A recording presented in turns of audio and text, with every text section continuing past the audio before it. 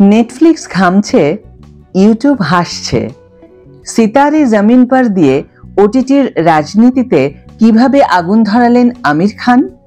High everyone, welcome back to my channel Anjana Banerjee blogs. বন্ধুরা, তোমাদের সকলকে আমার এই ছোট্ট ইউটিউব চ্যানেলে স্বাগত জানাই। এটা নিছক একটা সিনেমার ব্যবসার নয়া ফন্দি নয়, এটা হতে পারে চলচ্চিত্র জগতের ডিজিটাল বিপ্লবের সূচনা।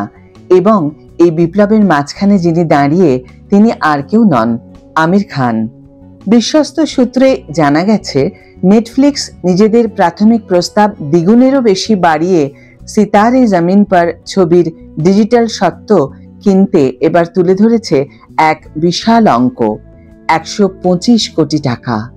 যেখানে সাধারণত বলিউডের শীর্ষস্থানীয় ছবি পায় 50 থেকে 60 কোটির অফার, সেখানে এই অঙ্ক নজিরবিহীন। কিন্তু কেন এই উত্তেজনা? এর নেপথ্যে রয়েছে আমির খানের ট্র্যাডিশনাল স্ট্রিমিং এর বিরুদ্ধে বিদ্রোহ।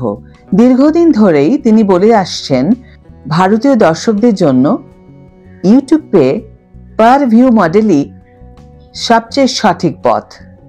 তার মতে এই মডেল অনেক বেশি দর্শকমুখী, যেখানে একবারের নামমাত্র টাকায় একজন স্মার্টফোন ব্যবহারকারীও দেখতে পারবেন নতুন ছবি, কোনো মাসিক সাবস্ক্রিপশনের ঝামেলা ছাড়াই। ছবিকে পৌঁছে দিতে হবে ভারতের প্রত্যন্ত শহর মফস্বলের মানুষের কাছেও। আমির এমনটাই বলেননি, শুধু সেটা করে দেখানোর দিকেও এগোচ্ছেন। আর তাতেই চাপে পড়েছে নেটফ্লিক্সের মতো স্ট্রিমিং জায়ান্টরা। যদি Aamir YouTube pay per view model সফল করে ফেলেন, তাহলে এটা গোটা ইকোসিস্টেম বদলে দেবে, বলেন এক শীর্ষস্থানীয় ইন্ডাস্ট্রি ইনসাইডার। নেটফ্লিক্স, অ্যামাজনের মতো প্ল্যাটফর্মগুলোকে তখন লড়তে হবে এমন এক ফরম্যাটের সঙ্গে যা সস্তা, উন্মুক্ত এবং অনেক বেশি লোকজনের কাছে পৌঁছতে সক্ষম। নেটফ্লিক্সের পক্ষ থেকে তাই এবার আর শুধু ছবি কেনার কথা নয়, এটা তাদের ডিজিটাল দুনিয়ায় একচেটিয়া আধিপত্য রক্ষার লড়াই।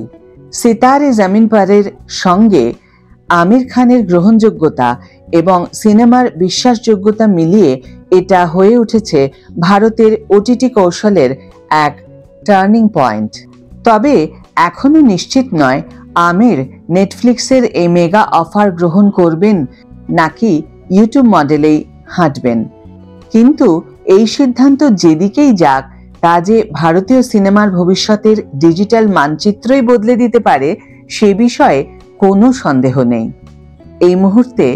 তাই সবচেয়ে বড় প্রশ্ন শুধু এটা নয় যে সিতারে জমিন পর কেমন ছবি হবে, বরং এটা ছবি দেখার নিয়মটাই এবার বদলে যাবে কি। আজকের ভিডিও এখানে শেষ করছি বন্ধুরা। ভিডিওটি যদি ভালো লেগে থাকে তাহলে অবশ্যই একটি ছোট্ট করে লাইক দিও, শেয়ার করো বন্ধুদের সাথে। আর আজকের ভিডিওর বিষয়ে তোমাদের কোনো মতামত থাকলে অবশ্যই সেটা কমেন্ট বক্সে জানিও। যারা এখন আমার চ্যানেলটিকে সাবস্ক্রাইব করোনি, তারা অবশ্যই চ্যানেলটিকে সাবস্ক্রাইব করে আমার পাশে থেকো।